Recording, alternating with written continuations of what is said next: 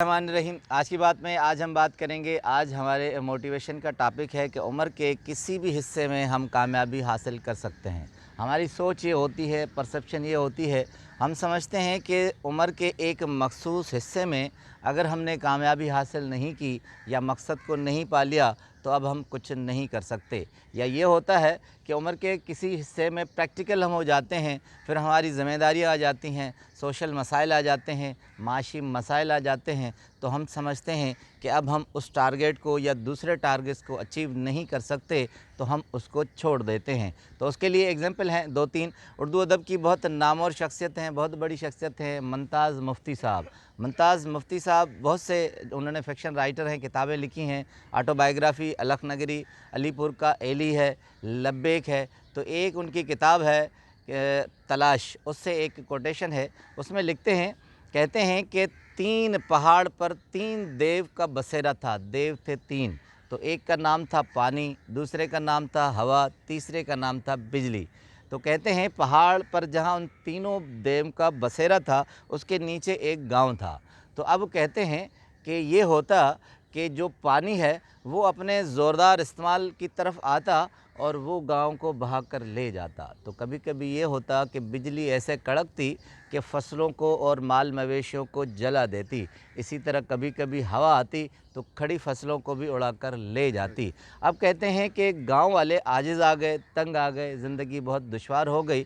तो अब सबसे गांव वालों में एक समझदार आदमी था, उसने सबको बुलाया, कहा कि आए दिन इन परेशानियों से हम तंग आ चुके हैं, जीना बहुत मुश्किल हो गया है, इतने नुकसान से दो चार होते हैं, क्यों न चलकर इन देवों से चलकर ऊपर बात की जाए। तो कहते हैं, लिखते हैं मुमताज़ मुफ्ती साहब कि गांव का एक वफ्द, जो समझदार वफ्द था, वो सोचकर सारे शराइत के साथ ऊपर गया और पहाड़ पर तीनों देव के साथ बातें की।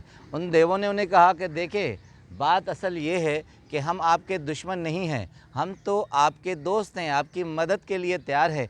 चूँकि हमारे पास कुछ काम नहीं होता, इसलिए हम अपनी ताकत का इस्तेमाल करते हैं। आप हमें काम दें, हमारे पास काम होगा तो हम आपका वो काम करेंगे और इस तरह की हरकतें कहें या नुकसानात आपके नहीं होंगे। अब मुमताज़ मुफ्ती साहब लिखते हैं कि एक कहावत है कि खाली दिमाग शैतान का घर होता है। हम काम नहीं करते तो इस तरह की हरकतें करते हैं। इंसान की हालत भी उन देवों जैसी होती है कि अगर उनके पास काम न हो तो कुछ न कुछ हरकत करते रहते हैं। हम ज़िंदगी के एक हिस्से में वहीं आ जाते हैं जहां हम समझते हैं हमने अपना काम कर लिया और फारिग बैठ जाते हैं और हमें पता नहीं होता कि गैर दानिस्ता तौर पर हम किस तरह हरकत करते हैं। डेल कार्नेगी की किताब है इंसाइक्लोपीडिया ऑफ सक्सेस, उसमें कहते हैं कि इंसान ज़िंदगी के किसी भी हिस्से में कामयाबी हासिल कर सकता है, अपने टारगेट को अचीव कर सकता है। हम फ्रस्ट्रेशन में मुब्तला होकर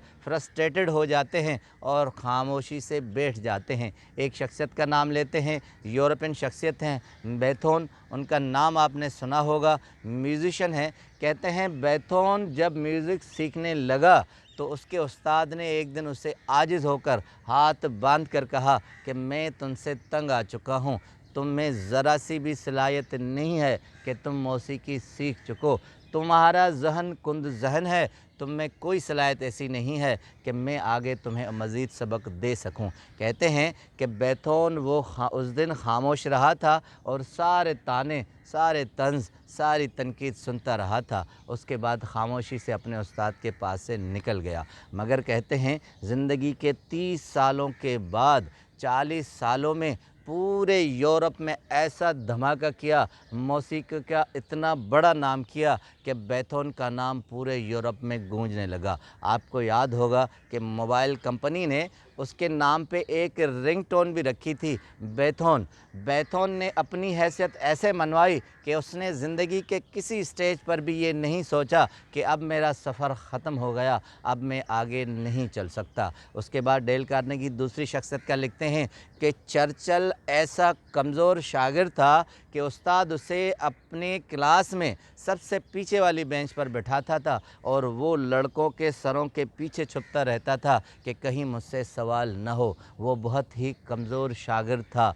और बहुत ही पढ़ने से दूर भागता था, मगर तारीख़ ने साबित किया कि वो ایک وقت تھا کہ پوری سیاسی یورپین ہلچل کا ایک مین مہرہ سمجھا جاتا تھا اور وہ وزیر اعظم کے عہدے تک بھی پہنچ گیا۔ اس کے بعد کولمبس اٹلی کا رہنے والا تھا اور یہ سوچ کر نکلا کہ اگر زندگی میں جستجو اور محنت ختم ہو جائے تو آدمی کونے میں پڑا ہوا ایک بے جان پرزہ ہوتا ہے، اور یہ سوچ کر اس نے جستجو کی، محنت کی اور امریکہ کو اس نے ڈھونڈ نکالا۔ زندگی میں آپ کسی بھی سٹیج پر ہوں، کسی بھی عمر کے حصے میں ہوں، آپ یہ قطعی مت سوچیں کہ کامیابی اب مجھ سے نہیں ہوگی، میں کامیابی کو حاصل نہیں کر سکوں گا۔ آپ ٹارگیٹ سوچیں، اس کو اچیو کرنے کے لیے گھر سے نکلیں تو آپ کو ضرور کامیابی ملے گی۔ آپ کا بہت بہت شکریہ۔